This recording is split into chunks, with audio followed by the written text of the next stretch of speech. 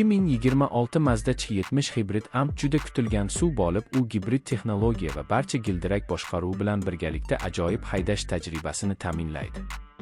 Bu avtomobil zamonaviy dizayn chizgilari va kuchli siluetga ega bo'lib, yo'lga chiqqaningizda darhol e'tiborni tortadi.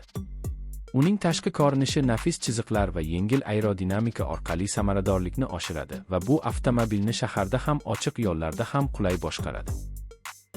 CX-70 ichki makoni juda qulay va funksional bo'lib, haydovchi va yo'lovchilar uchun maksimal darajada qulaylik yaratadi. O'rindiqlar yuqori sifatli materiallardan tayyorlangan bo'lib, uzoq yo'l davomida ham charchoqni kamaytiradi.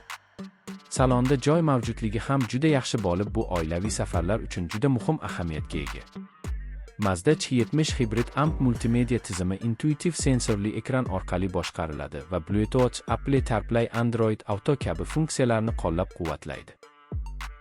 Bu haydovchi va yo'lovchilarga oz sevimli audio kontentlarni tinglash va smartfonlardan foydalanishni juda osonlashtiradi. Konditsioner tizimi salon ichidagi haroratni har doim qulay darajada saqlaydi va sportlar orqali qurilmalarni zaryadlash imkonini beradi. Bu suv ichida har bir yo'lovchi o'zini juda qulay his qiladi. Gibrid dvigatel tizimi yoqilg'i tejashni maksimal darajada oshiradi hamda quvvat va momentni samarali tarzda ta'minlaydi.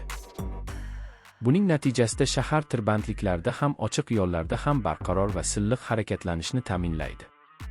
Aud barcha gildirak boshqaruvi tizimi esa turli yo'l sharoitlarida yo'lga yaxshi yopishadi va xavfsizlikni oshiradi.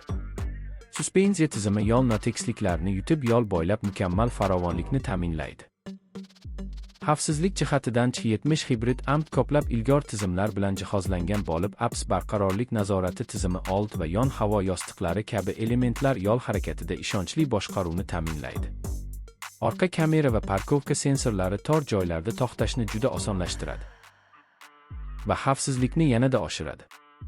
Salondagi shovqinni izolyatsiya qilish darajasi yuqori bo'lib, har bir safar tinch va yoqimli o'tadi.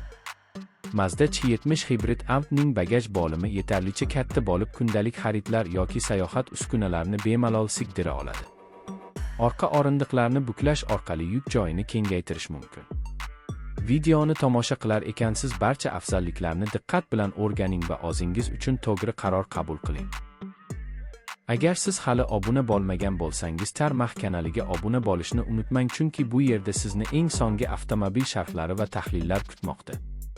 Izohlarda fikrlaringizni qoldiring va qaysi model haqida keyingi videoni ko'rmoqchi ekanligingizni yozing.